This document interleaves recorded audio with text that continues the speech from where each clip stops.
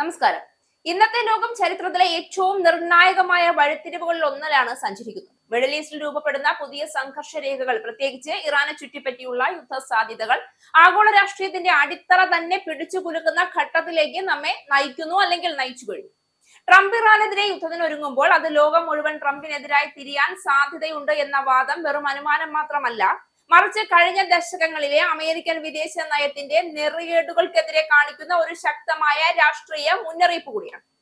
സ്വയം ലോകത്തിന്റെ രക്ഷാധികാരി എന്ന് പ്രഖ്യാപിച്ച അമേരിക്ക യുദ്ധങ്ങളിലൂടെ അധികാരം ഉറപ്പിക്കാനുള്ള ശ്രമത്തിൽ ഇന്ന് ആഗോള സമൂഹത്തിന്റെ വിശ്വാസം ക്രമാതീതമായി നഷ്ടപ്പെടുത്തുകയാണ്. ഡൊണാൾഡ് ട്രംപിന്റെ നേതൃത്വത്തിലുള്ള അമേരിക്കൻ ഭരണകൂടം സ്വീകരിച്ച കടുത്ത ദേശീയതയും ഏകപക്ഷീയ തീരുമാനങ്ങളും നയതന്ത്ര ബന്ധങ്ങളെ ദുർബലമാക്കി മാറ്റി. ഇറാനെതിരായ ഉപരോധങ്ങളും ഭീഷണികളും ലോകത്തെ ഒരു പുതിയ യുദ്ധത്തിലേക്ക് തള്ളിവിടുന്ന സാഹചര്യമാണ് അത് സൃഷ്ടിച്ചത്. ഈ പശ്ചാത്തലത്തിൽ അമേരിക്കൻ സാമ്രാജ്യത്തിന്റെ നിലനിൽപ്പ് തന്നെ ചോദ്യം ചെയ്യപ്പെടുകയാണ്. ലോകരാജ്യങ്ങൾ ഒരുമിച്ച് പ്രതികരിക്കുന്ന നിമിഷത്തിൽ ഒരിക്കൽ അജയമായി തോന്നിയ ശക്തി പോലും തകർന്നു വീഴാമെന്ന ചരിത്ര സത്യം വീണ്ടും ആവർത്തിക്കപ്പെടുന്നുവോ എന്ന സംശയം ശക്തമാകും. അമേരിക്കയെ തകർത്തെറിയുകയാണ് ട്രംപ് എന്ന ഡീൽ മേക്കർ. ആഗോള രാഷ്ട്രീയത്തിൽ താൻ ഒരു മഹാനായ ഡീൽ മേക്കർ ആണെന്ന് സ്വയം പ്രഖ്യാപിച്ച വ്യക്തിയാണ് ഡൊണാൾഡ് ട്രംപ്. വാചകങ്ങളിൽ ധീരതയും മുദ്രാവാക്യങ്ങളിൽ ദേശീയതയും നിറച്ചുകൊണ്ട് അവതരിപ്പിച്ച അമേരിക്ക ഫസ്റ്റ് നയവും ട്രംപിസവും യഥാർത്ഥത്തിൽ ഒരു തന്ത്രമല്ല, മറിച്ച് ആഗോള സംവിധാനത്തെ കുറിച്ചുള്ള ആഴമില്ലാത്ത ധാരണയുടെ പ്രതിഫലനമാണ്.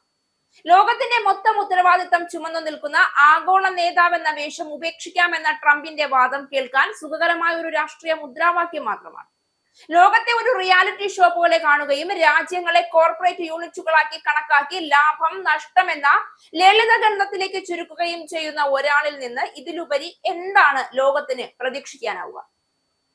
അമേരിക്ക ഇനി ലോകത്തിന്റെ കാവൽക്കാരനാകേണ്ടതില്ല, സ്വന്തം ജനതയുടെ ക്ഷേമം മാത്രം നോക്കിയാൽ മതി എന്ന വാദം വോട്ടർമാരെ ആവേശത്തിലാക്കുന്ന ഒരു പൊള്ള വാഗ്ദാനമാണ്. കാരണം ലോകകാര്യങ്ങളിൽ നിന്ന് അമേരിക്ക പിന്മാറുക എന്നത് ധീരമായ സ്വാതന്ത്ര്യ പ്രഖ്യാപനമല്ല, മറിച്ച് സ്വന്തം ശക്തിയുടെ അടിത്തറ തകർക്കുന്ന, സ്വന്തം കാലിൽ തന്നെ വെടിവെക്കുന്നതിന് തുല്യമായ ഒരു രാഷ്ട്രീയ അബദ്ധമാണ്. ഈ കാഴ്ചപ്പാട് അമേരിക്ക ഒരു സ്വയം പര്യാപ്ത രാഷ്ട്രമാണെന്ന ധാരണയിലാണ് നിലനിൽക്കുന്നത്. എന്നാൽ യാഥാർത്ഥ്യം അതല്ല. ആധുനിക അമേരിക്കയെ ഒരു ഒറ്റപ്പെട്ട രാജ്യമായി കാണുന്നതിലുപരി ലോകത്തിന്റെ നടുവിൽ നിലകൊള്ളുന്ന ഒരു വലിയ മഹാനഗരമായി കാണുന്നതാണ് ശരി. ഒരു മഹാനഗരം ചുറ്റുമുള്ള പ്രദേശങ്ങളെ ആശ്രയിച്ചാണ് ജീവിക്കുന്നത്. അതുപോലെ തന്നെ ലോകം അമേരിക്കയെ ആശ്രയിക്കുന്നത് പോലെ അമേരിക്കയും ലോകത്തിന്റെ മറ്റു ഭാഗങ്ങളെ ആശ്രയിച്ചാണ് മുന്നോട്ട് പോകുന്നത്.